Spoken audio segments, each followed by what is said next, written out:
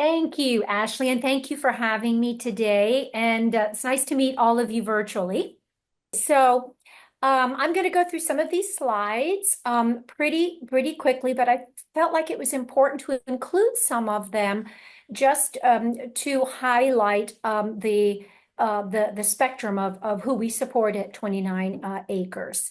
So what are we? We are an organization, a 501c3, created by a group of families coming together to fill a need for quality housing and support services for adults living with autism spectrum disorder and or other neurodiversities in the North Texas area. I'm just going to review quickly our mission and vision. We've had a slight change in our vision, and that was due to something that we learned over the past 4 to 5 years. So our mission is to ensure that people living with autism and other neurodiversities have community and a safe place to live where opportunity and happiness are the standard. Our vision is 29 Acres uses an evidence-based approach in housing design and individual supports that ensures meaningful growth in employment, independence, and health and wellness while creating culture and a deep sense of belonging. The part of the vision statement that we added this year was the following: with the commitment to empower employees and ensure they embrace each day deeply connected to a broader purpose, 29 Acres aspires to emerge as a trailblazer in the neurodiverse supportive industry while differentiating itself as a prestigious program. The important part of that is we wanted to include our staff in our vision. Oh boy, how do I get to the next slide? Okay. Oh gosh. Okay. So I thought I would talk about these items. Why 29 acres? Let's talk about what motivated me to gather some people and get this thing done. How we created our vision, the model that we have here at 29 acres and how we got it done. And then some of the things that I'm very proud of that we were able to accomplish, as well as some of the things that didn't work so well, lessons learned. So motivation, I'm sure all of you share similar stories, but I have a son, John, who's now 27, and he has profound autism. He lives with profound autism, and this is him right there when we were building, actually. And so I went from being a medical oncologist to a mom of someone living with severe autism overnight, which I'm sure many of you listening to this presentation did as well. I quickly became a non-licensed, almost BCBA. I've had the same BCBA working with us for 25 years, and he's taught me a lot, although I'm not a BCBA in reality. Much of John's programming was a home program put in place by me in my house, and I did a lot of the teaching myself early on. I had to sue the school, and I had to win our local high school to allow John's therapist to attend high school and the transition program there to ensure his success. And that was done, and it was a very successful experience for him. And then that was over. And when that occurred, I knew I had a problem, right? I had to do something else. So when I looked around, and I actually started looking around, that's also my son. He's probably in a lot of these pictures. I started looking around really a few years earlier, probably when John was about 15 or so. And at that time, and then at the end of his transition program, there were just no support services or living arrangements that could meet John's needs in the Dallas area. My other children are in Dallas. Now my grandchildren are in Dallas. John's family and friends are here. And I wasn't leaving Dallas. And I didn't want John to leave Dallas because his family's here, his friends are here, his community is here. So that's why I jumped in. So how we created our vision is it was about 8 years ago, maybe a little bit longer than that. And I got together with a couple of other families, specifically the moms, And we just started touring other communities across the country. So we looked at places like Sweetwater. We went to the Ark of Jacksonville, and we looked at Bittersweet and New Haven, and we looked at First Place. And John had been attending Ascendigo, so I knew all about that program. I just went around and looked at what everybody else was doing and thought about my son, and sort of embraced some ideas and approaches that I loved, and then decided, well, this wouldn't work for John, and so we didn't embrace those other approaches and things that we were seeing. We held a lot of listening groups in the Dallas area.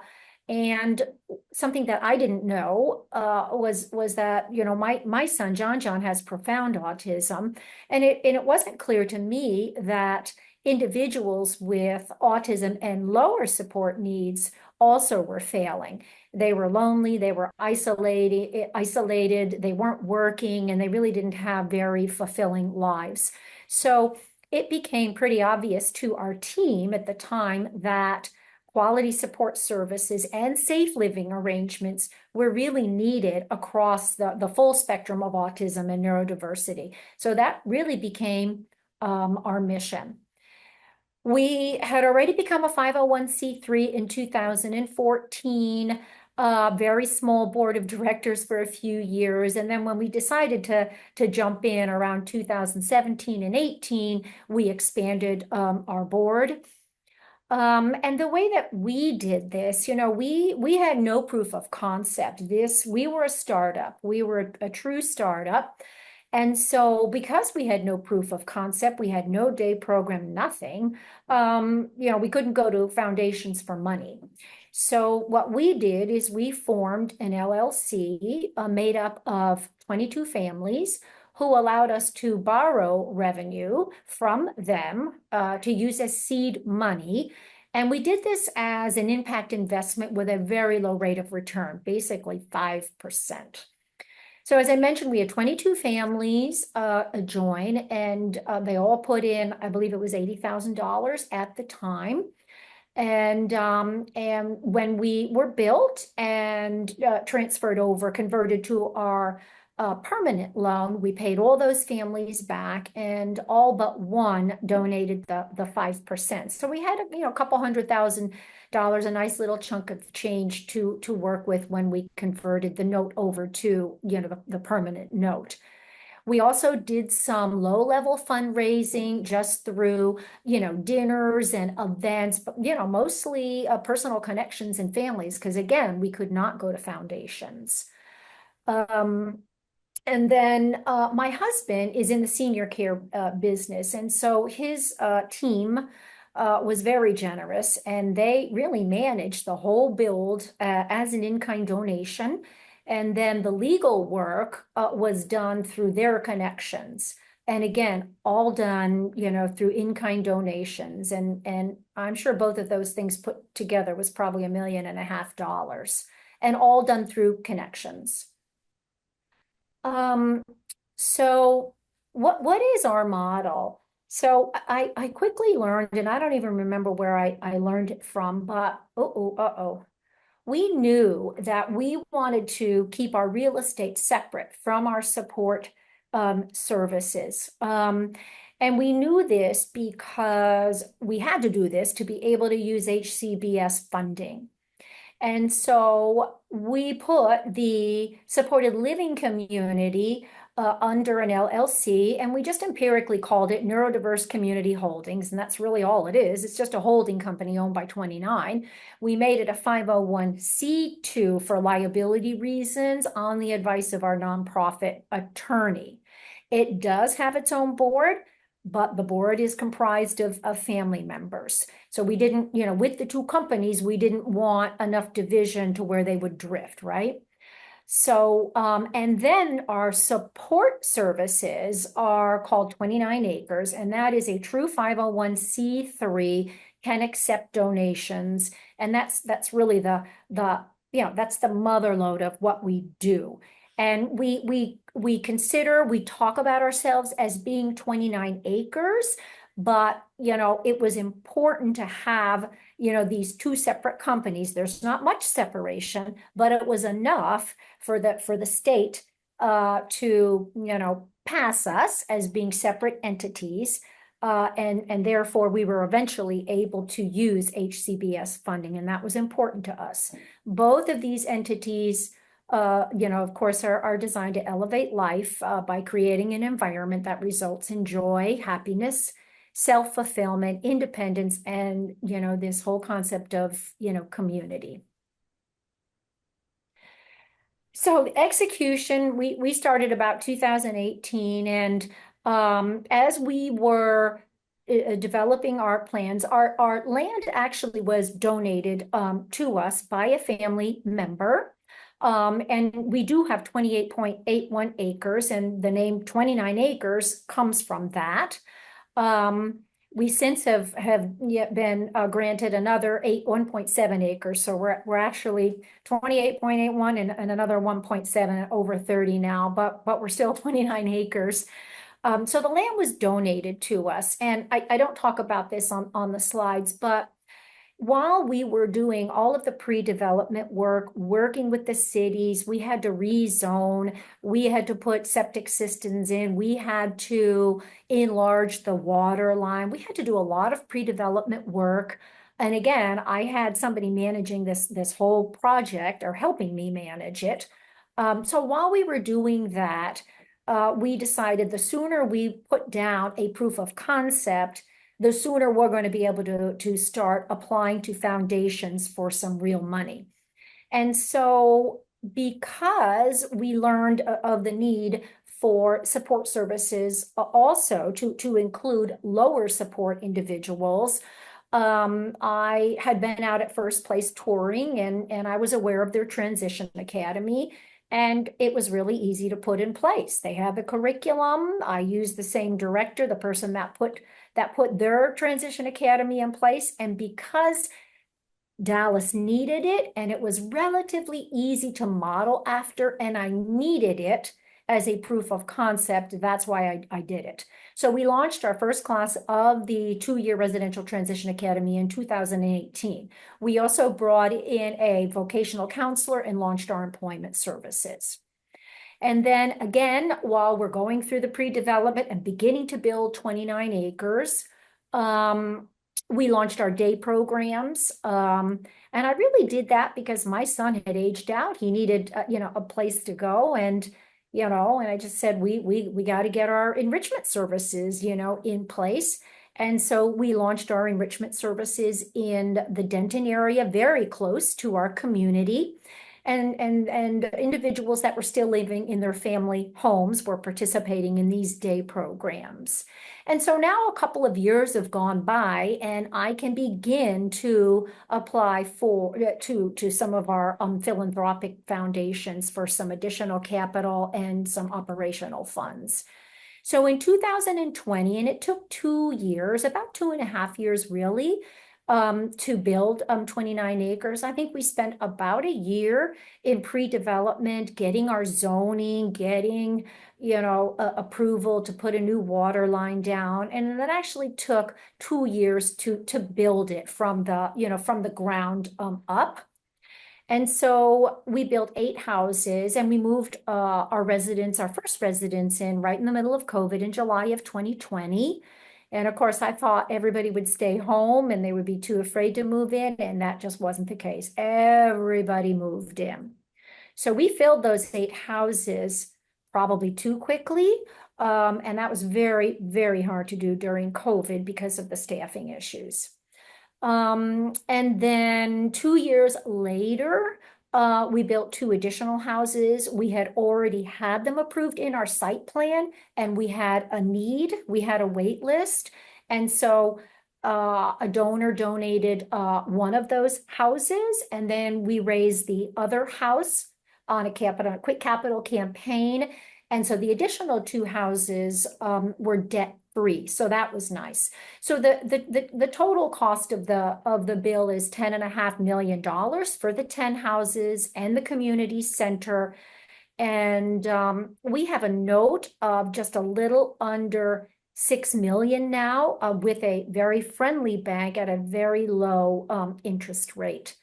The plan will be to apply for a HUD loan, is what we're going to do in another year or so, and go that route. Also in 2022 and 2023, when we built our 2 additional houses at 29 acres, we opened some additional day services in Dallas. Parents had, told us that they don't want to drive up the highway, to participate in our support services. And so we agreed to do that. And then the other thing we did, again, realizing the need for even just a little bit of support services from lower needs individuals, we launched some support services for our alum of the TA residential program who are living in some apartments close by. So we support them. It's mostly drop-in support. We started that a couple of years ago. So that's kind of the timeline of how we did things. And I hope I explained why we did some of the things. It was very important to me to get a proof of concept on the ground so that I could start fundraising. And that's why we launched these various programs while the build was progressing. So quickly, our program. So our land is in an area, it is absolutely beautiful here and we love it, but there were no support services in this area that I was comfortable with. And it's important to me to have quality support services. So we started our own. And these are our programs. We have our 2-year Transitional Academy, our oldest program. And our living community really isn't a program, it's real estate, but it's here. In the slide, we have Launch 29, which is a daytime program down at TWU Dallas by the Medical Center. And then we have our enrichment services, which we offer to people that live in our community, should they choose us. And then we also offer it to people that still live in their family homes through our daytime programs in Denton and Dallas. And then we have employment services, and that's a big component of what we do is find jobs for people. So just quickly, am I not moving? Let's see. Whoop. Okay. Oh, okay.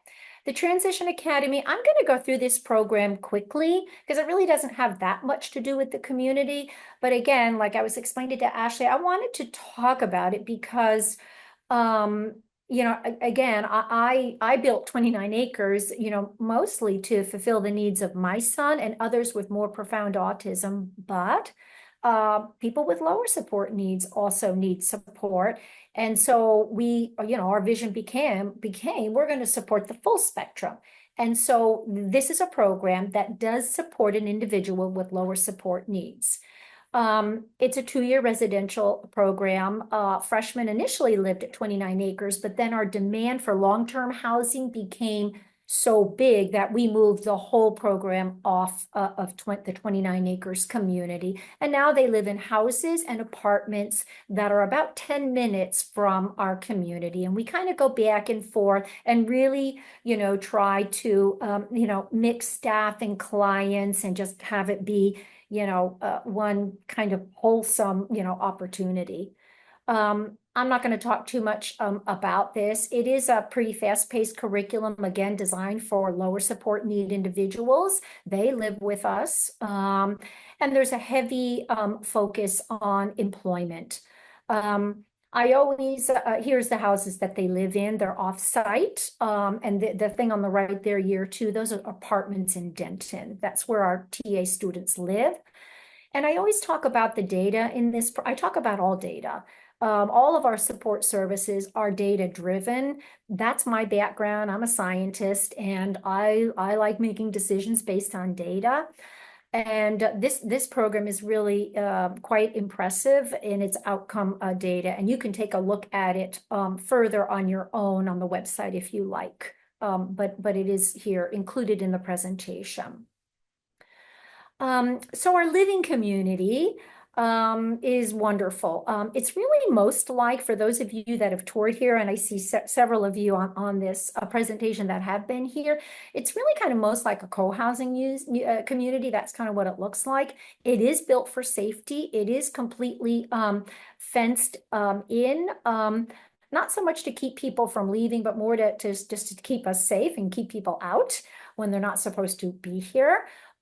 We do have a gate which stays open all day long until about 11, 12 o'clock at night when our security guard shuts it and opens it up again at 6 o'clock for staff to come in.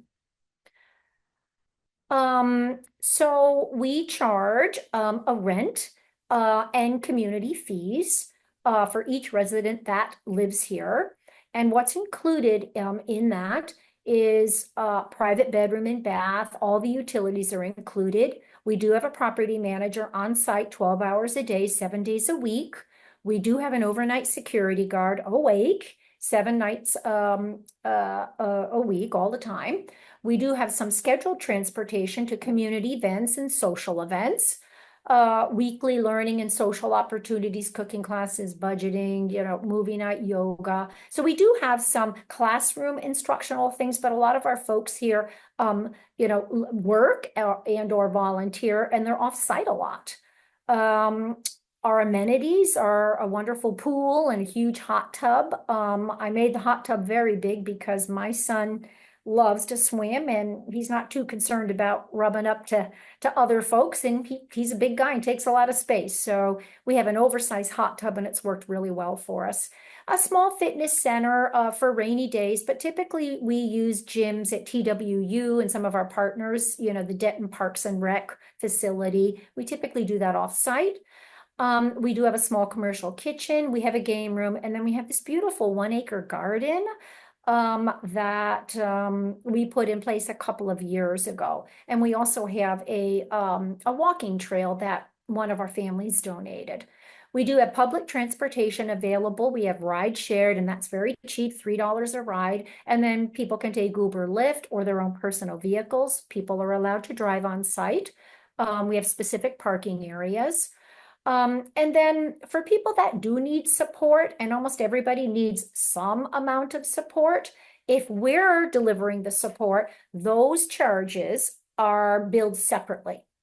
And again, each resident chooses who they want to provide their support. It does not have to be us. And our funding options for our rent and community fees are private pay. We use the SSI and the SSRI, and then we have 2 people that are on scholarships here in the community. Oh, Lord. Okay, so I think I showed, I didn't show this, I don't know, but here's our pool, and then we have a fun clubhouse, and we do have some alpacas and chickens, and we do allow pets. You have to pay a pet fee. The roommates have to be okay with it. And then they have to be on a leash, when they're outside. And of course, they have to be friendly and so on and so forth. And one of our residents does have a Great Pyrenees, actually, in one of our duplexes. We do have a small commercial kitchen. Here's our beautiful garden that we put in a couple of years ago, our walking trails, bike trails, and then we have a couple of grills outside and a really nice outdoor space. This clubhouse, this whole property was a polo horse ranch. And so the clubhouse was repurposed. It kind of looks like, a ranch. It's about 6,500 square feet, and we repurposed half of it. The other 3,200 square feet, we have some big fans out there. We have some lighting, and we use it for activities and social and having parents in, and it's all kind of interconnected with our pool and our grill. So it really makes for a nice space to socialize. I'm not going to spend a lot of time here. This is our single-story home, 4-bedroom, 4-bath. We have porches in the back, porches in the front. Very open model with, private spaces. Everybody has their own, bedroom that they decorate themselves. Then we have some semi-private spaces like the porches. And then we have common areas like the living room and the kitchen. And again, the rent, it varies between the houses and the floor plans, but it's about $3,000 a month for the rent and the community fees. Here's our duplex. We have one duplex. Well, we actually have two of them, and it's basically a house split in half. And then we have four two-story homes. And I originally built these. They're a little bit smaller. There's 5 bedrooms in there, one Jack and Jill. I built these for the Transition Academy program, but then the demand for long-term living was so high that, again, I mentioned we moved the TA students off the community property and leased this up for long-term living.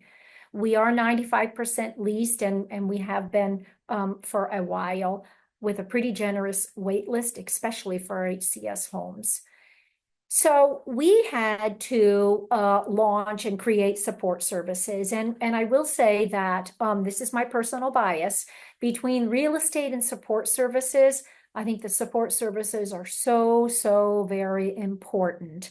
You know, the brick and mortar is wonderful, but how you support a human being to live the best life that they can possibly live and be happy and have friends and be engaged and have, you know, just good, you know, joyful lives, that to me is more important. So we place a lot of emphasis on our support services. And so I'll talk about those a little bit. We call it Enrich or Enrichment 29. And I didn't make this slide, but this slide is more applicable to our daytime programs for people that still live in their family homes. But we offer enrichment services to the people that live with us as well. So we support Monday through Friday in our day services, can be part-time or full-time. We are inclusive of the full spectrum of neurodiversity.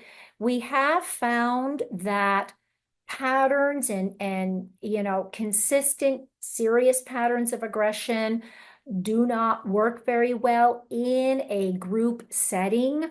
And so we've had to change a little bit and change our approach a little bit. We can work with those clients one-on-one, but it's really we have just found that it's been a challenge with some of our houses and also some of our daytime services to have people, you know, participating that, you know, are going after staff and going after other clients or, you know, knocking over lights or things like that. So we've had to think about that. So our services are not center-based. We're in the community. We work on everything in the community. We meet up, we have hubs, but then we go out into the community. Goals and schedules are all, you know, one by one, individualized, and we keep them very flexible for choice and other reasons. And, you know, the support services work within the framework that you would think about as an adult. You know, social, are you engaging with friends? Are you making friends? Some people want relationships. Employment, vocational training, friendships, leisure skills, education, and then of course recreation. So kind of the you know, the repertoire of, you know, normal adult living. I just wanted to put this in here. We obviously offer our support services 24/7 to residents living at NCH. And again, I have to stress that just because you live at NCH, that you do not have to choose 29 acres as your support provider. We have several people that have different providers. They contract with us to deliver the services because most people want us to deliver the services, but technically they do use different providers. And again, in our community, we support the full spectrum. So as it turns out, and I don't have a slide for this, but we have about a third of our individuals living here have higher support needs. A third have lower support needs, drop-in support, and then a third are kind of in the middle. So we have 4 houses that require overnight support, and then the other houses do not require overnight support. And they're, you know, they're more ratios of 1-4, 1-5, small group opportunities, whereas our individuals that have higher support needs are more often 1-to-1 support ratios or 1-to-2, and they need overnight support. So I just wanted to talk about that a little bit about the spectrum of the people that live here at our community. We do have behaviorists that run our programs. We find that having BCBAs run the programs is what works best for us, not only for higher needs folks, but also for lower support needs folks. We do keep our staff client ratios low. And we do, of course, put in individual goals and we look at them every few months with parents. We are data driven. We take data, report it to the families and to our funders. And we place a lot of emphasis on, training our staff and developing our staff. And we work very hard at community partnerships for sustainability and also for some non-paid supports. And I already mentioned the database decisions. Our fees are, we have multiple revenues for enrichment services. One is private pay, one is partial scholarships, financial aid. And then we do have in our Denton program, we are approved as a ISS, a day program accepting HCBS Medicaid funding. We do that in our Denton Day program, and then we have 3 houses that are approved for HCBS funding. And then, of course, we have employment services, and I'm not going to talk any more about that other than to say it's just an important piece of support services. So Ashley asked me to talk about some of our successes. Well, the most obvious one is we did it. We did build it. And my son, John is super happy at 29 acres. He is profoundly impacted, mostly in the way of he's known to elope, and he's had some very dangerous elopements. He hasn't done it in years since he's been here. He has a part-time job at a marina, and I was just talking to the boss the other day, and she just made the comment that they just love having him there. And so I just feel really good about that. He makes $10.60 an hour. He has friends. He's super happy. So that's the number one success is we built it. We are making a real difference in the people that live with us and that participate, in our support services. And I can see it. I can see it every day. I see that their behaviors, their maladaptive behaviors go down. I can see, and we take data on all of this. I can see that they may be one-to-one, or we even had one individual that came in with 2 staff on him at all times. He's now down to one-to-one. And my son was one-to-one. He now is successful in a 1-to-4, 1 staff to 4 kids group. So I see the need for support go down. And I also see, challenging behaviors go down. I see friendships. I see spontaneous, initiation of friends. I can see what we're doing, and it's very meaningful. Our support services are strong, and we have good outcome data to support that. And again, I see residents for the most part every day. They look pretty happy, and we have very little turnover in the community. And they have full access to all of their chosen communities. I think 85% of, no, actually 90% of them either work or volunteer. And they all have friends and just a sense of community. So it's a really beautiful thing to see. We do have a shortfall of $1 million a year in operations, and that's because we don't charge what it actually costs to provide this support. And we've been successful since the beginning in raising it, mostly with events. I also employ a grant writer, and she seems to be able to collect the rest of it. So we seem to be somewhat resilient in the ability to collect our shortfall every year. We also have an endowment, a very generous endowment, and I'm going to be working on that. I would love to be able to, in the future, support that $1 million shortfall exclusively with the endowment. We also work hard at sustainable partnerships because I know that's important for sustainability. We have a good board, very strong board. Many of them are families, but not all of them. And we also have an impressive leadership staff with lots of BCBAs who are really talented in the adult space. They've actually been with me a while too. And then another success, and I know Ashley wanted me to talk about this. We do use HCBS funding in 3 houses.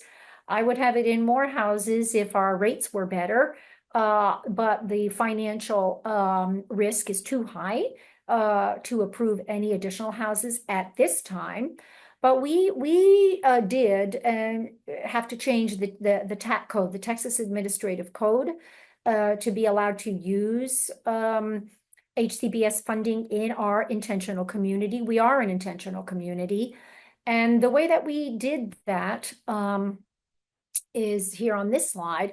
Basically, a couple years ago, we became friends with the policy people in Austin, and we found some listeners, and we reminded them that CMS considers no living arrangement automatically banned from accepting HCBS funding. And they came and they toured a couple of times. Our timing was good because the state was still finalizing the state transition plan for CMS. We reached out, and I know some of you are on this presentation. We reached out to people all over Texas and to include key legislators. We asked for letters, we asked for comments, we asked them to attend meetings, and they did.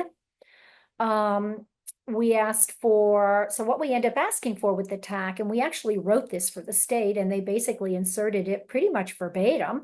We asked for the opportunity to undergo heightened scrutiny for any community presumed to be isolating. And then again, we wrote the addition that we wanted to see, and they just basically copied and pasted it in there.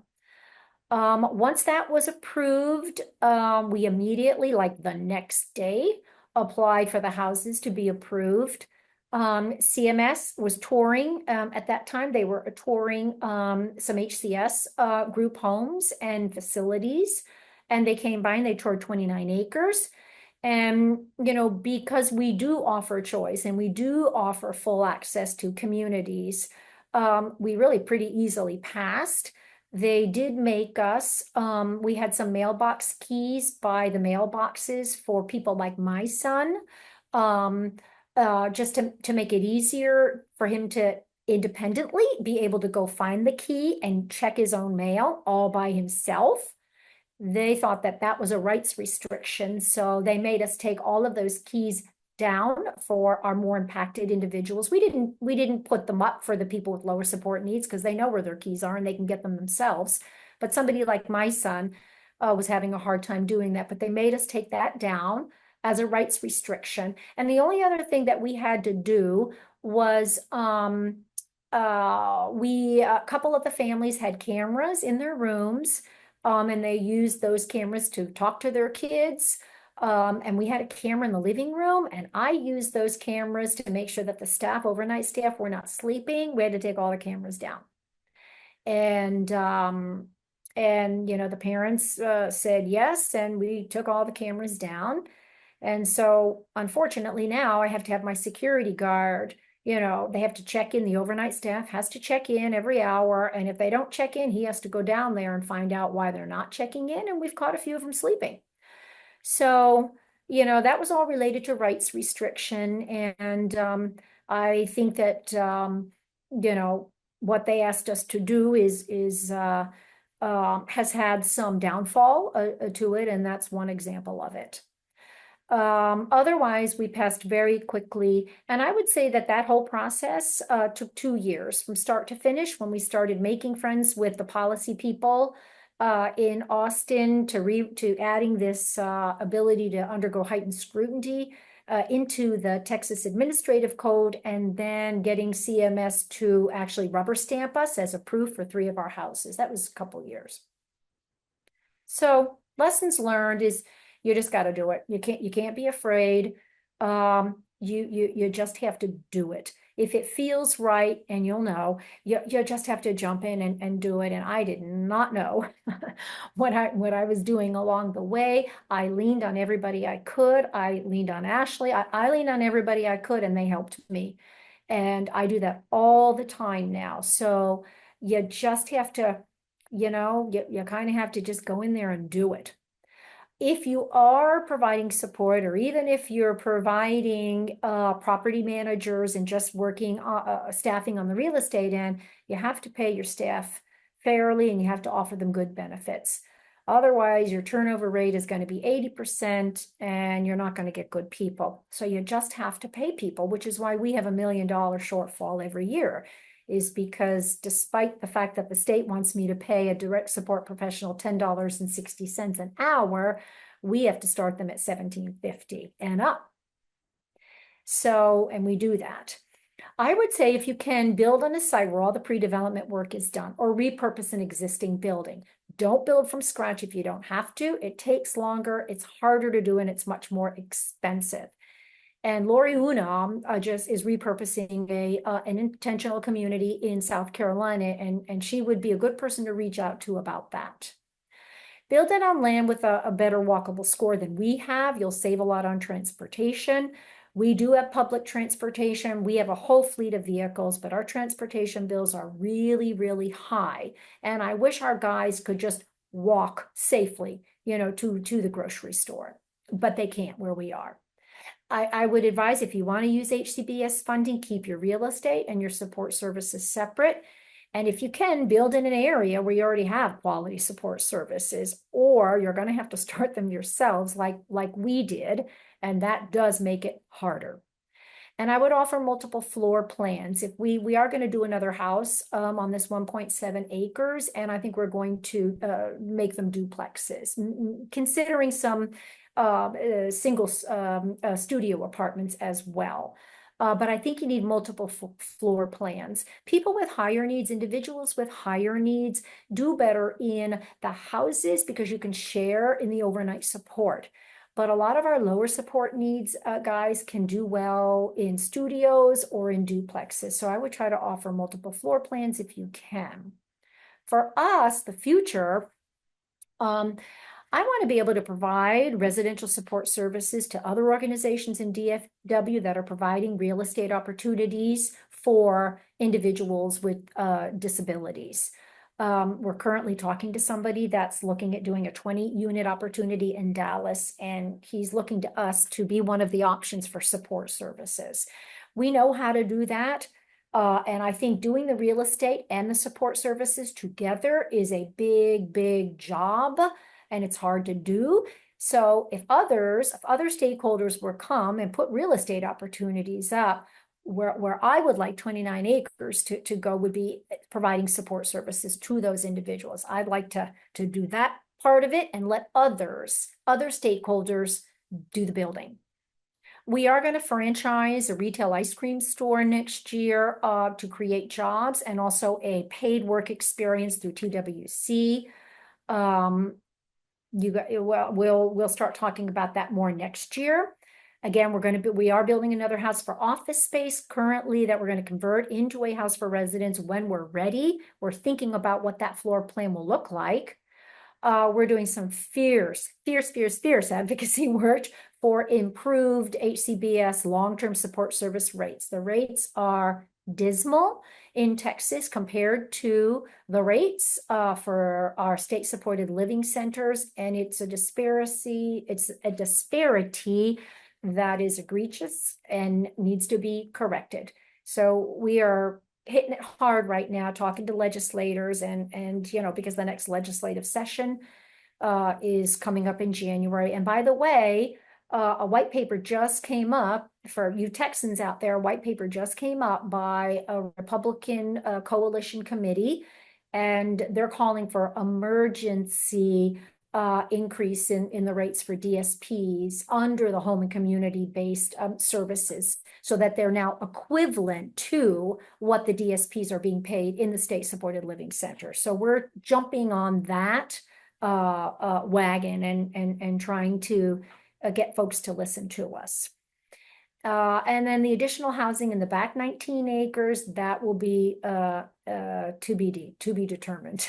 I'm not sure that I'm going to embark on that. That may be the next executive director.